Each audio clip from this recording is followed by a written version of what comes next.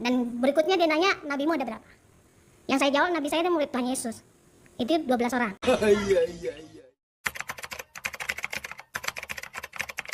Nah, Isa itu nabi enggak?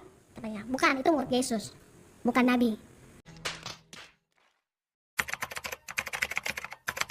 Ya udah, dia tanya di tabur ya? Oh, itu dia ini. Di Injil Al-Quran ada kan satu lagi, Jabur, itu tidak ada di Kristen. Tapi perjanjian apa? Injil ada, di perjanjian lama ada Injil.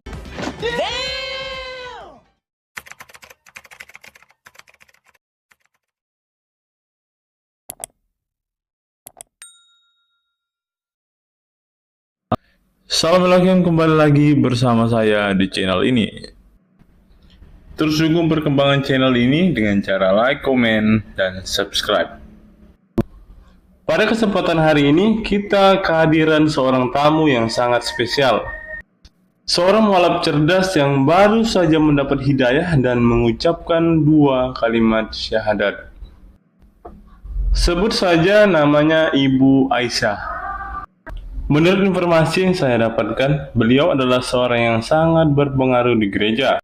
Aktif di gereja sebagai anggota gereja KOR dan juga ngajar sekolah minggu, jadi pendamping guru sekolah minggu.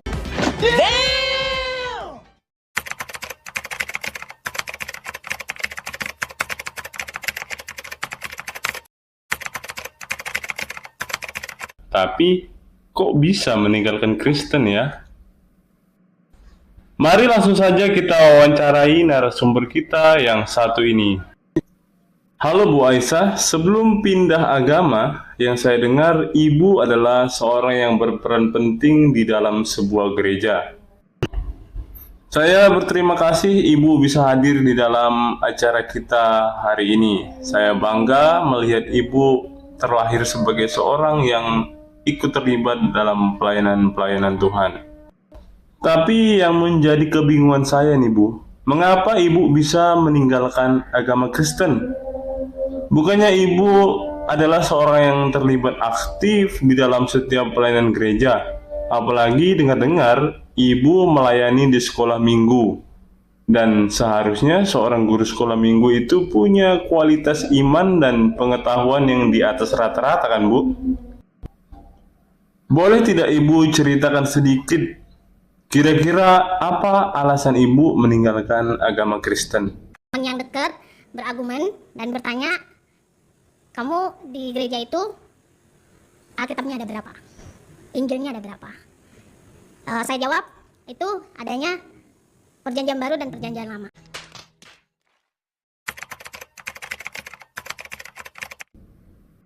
Jadi yang pertama, mengapa Ibu ini putuskan untuk pindah ke agama Islam? Karena Alkitab itu ada 2 katanya. Pertanyaannya buat kita semua, benarkah Alkitab ada 2? Tentu saja Ibu ini salah kaprah. Kita hanya punya 1 Alkitab yang terbagi menjadi 2 bagian, yaitu Perjanjian Lama dan Perjanjian Baru. Sederhananya begini Bu, Perjanjian Lama berdasarkan isi dan gaya penulisannya, kitab ini dibagi menjadi 5 bagian utama, yaitu Kitab Taurat, Kitab Sejarah, Kitab Puisi, Kitab Nabi-Nabi Besar, dan Kitab Nabi-Nabi Kecil.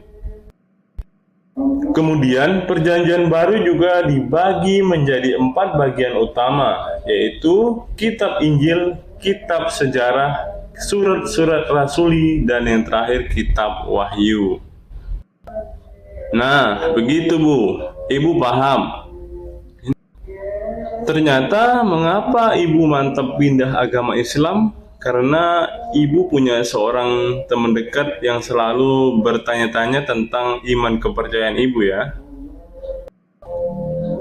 Kemudian pertanyaan apa lagi yang dilontarkan teman Ibu itu? Dan apa jawaban Ibu? Dan berikutnya dia nanya, nabimu ada berapa? Yang saya jawab, nabi saya itu murid Tuhan Yesus. Itu 12 orang.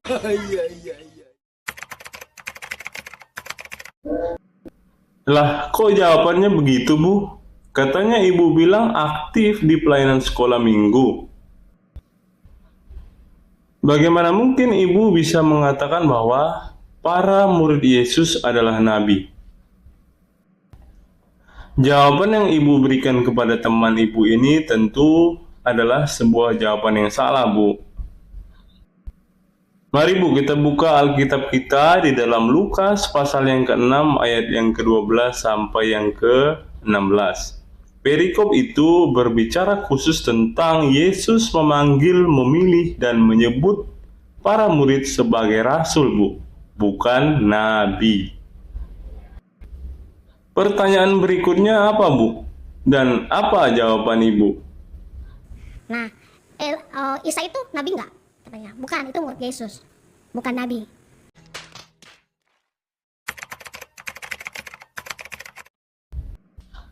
Sejak kapan Isa jadi murid Yesus, Bu?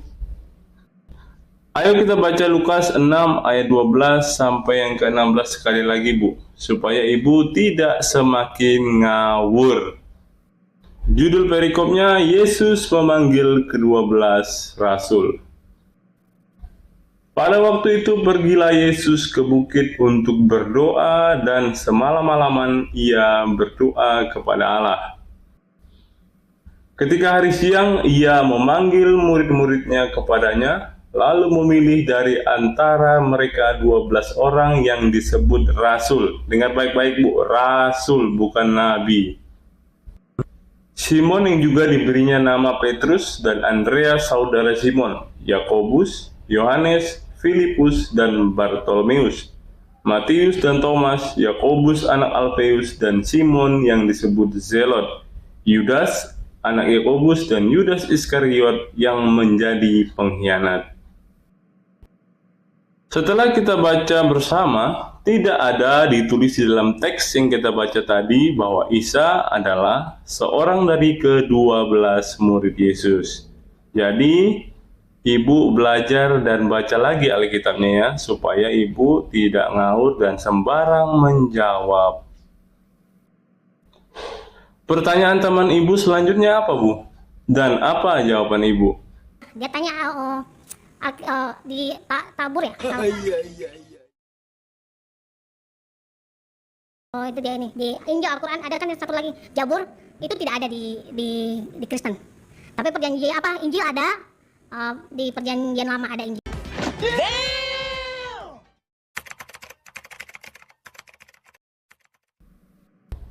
Oke, terima kasih buat kesempatan hari ini ya, Bu. Terima kasih untuk waktunya. Tuhan Yesus memberkati Ibu.